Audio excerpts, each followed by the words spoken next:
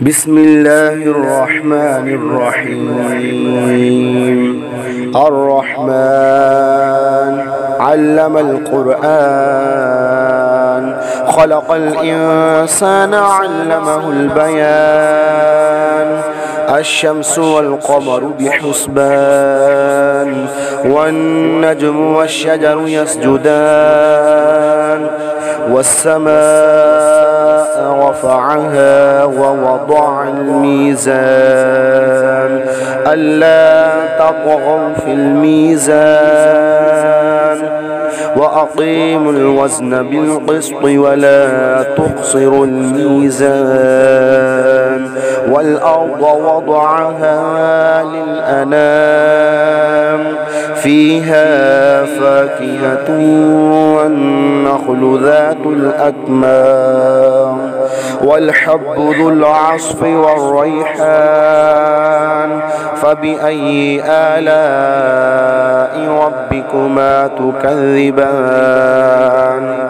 خلق الإنسان من صلصال كالفخار، وخلق الجان من مارج من نار. فبأي آلاء ربكما تكذبان؟ رب المشرقين ورب المغربين. فبأي آلاء ربكما تكذبان؟ مرج البحرين يلتقيان، بينهما برزخ لا يبغيان. فبأي آلاء ربكما تكذبان؟ يخرج منهما اللؤلؤ والمرجان. فبأي آلاء ربكما تكذبان؟ وله الجوار المنشآت في البحر كالأعلام. فبأي آلاء ربكما تكذبان؟ كل من عليها فان، ويبقى وجه ربك ذو الجلال والإكرام.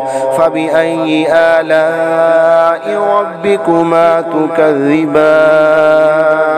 يسأله من في السماوات والأرض، كل يوم هو في شأن. فبأي آلاء ربكما تكذبان؟ سنفرغ لكم أيها الثقلان. فبأي آلاء ربكما تكذبان؟ يا معشر الجن والإنس إن استطعتم أن تنفذوا من أقطار السماوات والأرض فانفذوا، لا تنفذون إلا بسلطان. فبأي آلاء ربكما تكذبان؟ يرسل عليكما شواظ من نار ونحاس فلا تنتصران. فبأي آلاء ربكما تكذبان؟ فإذا انشقت السماء فكانت وردة كالدهان. فبأي آلاء ربكما تكذبان؟ فيومئذ لا يسأل عن ذنبه إنس ولا جان. فبأي آلاء ربكما تكذبان؟ يعرف المجرمون بسيماهم فيؤخذ بالنواصي والأقدام. فبأي آلاء ربكما تكذبان؟ هذا هذه جهنم التي يكذب بها المجرمون يطوفون بينها وبين حميم آن فبأي آلاء ربكما تكذبان ولمن خاف مقام ربه جنتان فبأي آلاء ربكما تكذبان ذواتا أفنان فبأي آلاء ربكما تكذبان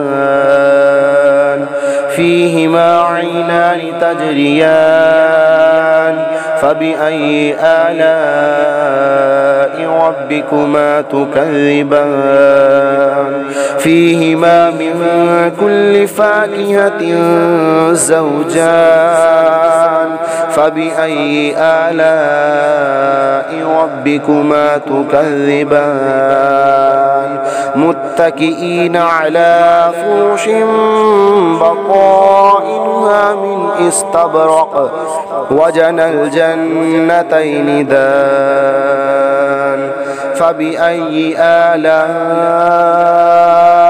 ربكما تكذبان فيهن قاصرات الطرف لم يطمثهن إنس قبلهم ولا جان فبأي آلاء ربكما تكذبان كأنهن الياقوت والمرجان فبأي آلاء ربكما تكذبان هل جزاء الإحسان إلا الإحسان فبأي آلاء ربكما تكذبان ومن دونهما جنتان فبأي آلاء ربكما تكذبان مدهامتان فبأي آلاء ربكما تكذبان فيهما عينان نضاختان فبأي آلاء ربكما تكذبان فيهما فاكهة والنخل ورمان فبأي آلاء ربكما تكذبان فيهن خيرات حسان فبأي آلاء ربكما تكذبان حور مقصورات في الخيام فبأي آلاء ربكما تكذبان